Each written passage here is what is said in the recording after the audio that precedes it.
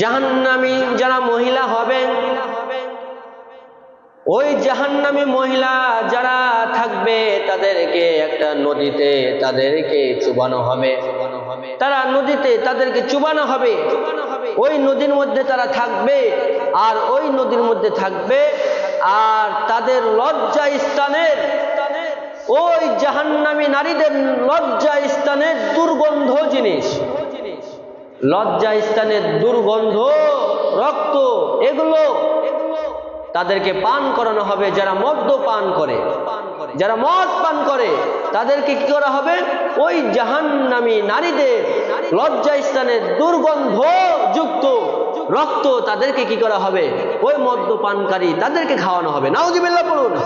এক নাম্বার, নিশা দ্রব্য জিনিস যদি পান করে, তাইলে জাহান্নামী নারী, যারা জাহান্নামে নারী হয়ে গেছে, যাদেরকে জাহান্নামে দিয়ে দিয়েছে, তারা নদীতে বসবাস করবে, নদীতে তাদেরকে চুবানো হবে, নদী থেকে ফেলে দেওয়া হবে জাহান্নামের মধ্যে, ওই নদীতে, আর ওই নদীতে থাকবে আর তাদের লজ্জা স্থানের দুর্গন্ধ জিনিস ওই মদ্যপানকারীদেরকে খাওয়ানো হবে।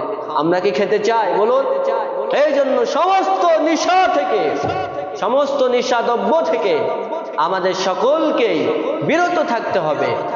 আল্লাহ রাব্বুল আলামিন এই নিশা জাতীয় জিনিস থেকে আমাদেরকে বিরত থাকার তৌফিক দান করুক। আমরা সকলে পড়ছি আল্লাহুম্মা আমিন। তারপর 2 নম্বর, আত্মীয় স্বজন সাথে ছিন্নকারী। আত্মীয় স্বজন এই দুনিয়াতে ছিন্নকারী ব্যক্তি আছে না নাই? আত্মীয় স্বজন ছিন্নকারীদের সাথে কথাই বলে না।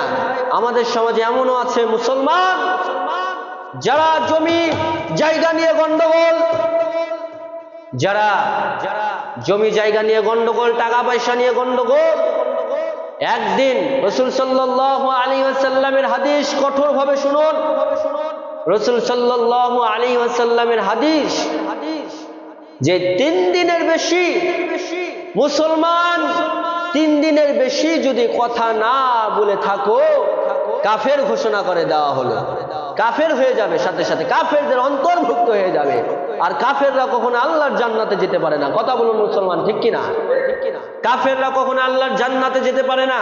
কাফের অন্তর্ভুক্ত করলেন রাসূল সাল্লাল্লাহু আলাইহি ওয়াসাল্লাম, কাফের দলের অন্তর্ভুক্ত যারা আত্মস্বজন ছিন্নকারী, যারা আত্মীয় স্বজনের সাথে কথাই বলে না।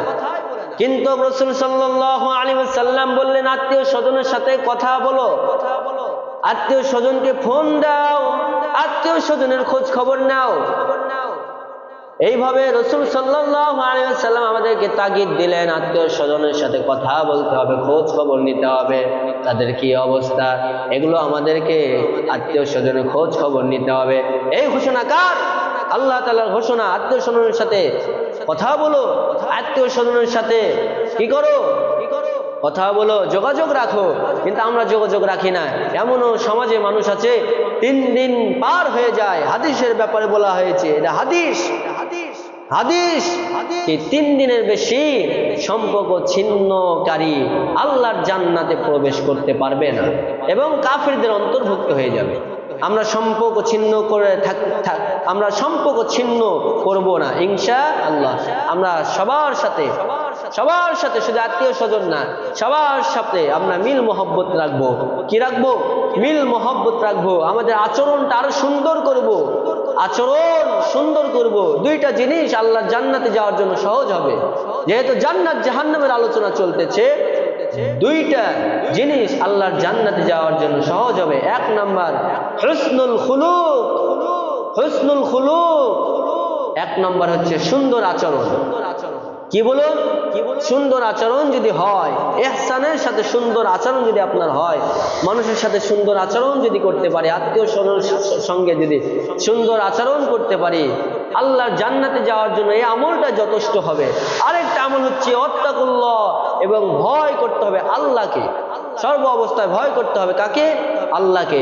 এই 2টা আমল যদি আমাদের মধ্যে থাকে, আল্লাহর জান্নাতে যাওয়ার জন্য সহজ হবে। সুবহানাল্লাহ পড়ুন। গভীর মনোযোগ দিয়ে শুনুন মুসলমানেরা, গভীর মনোযোগ দিয়ে শুনুন। তো বলতেছিলাম দ্বিতীয়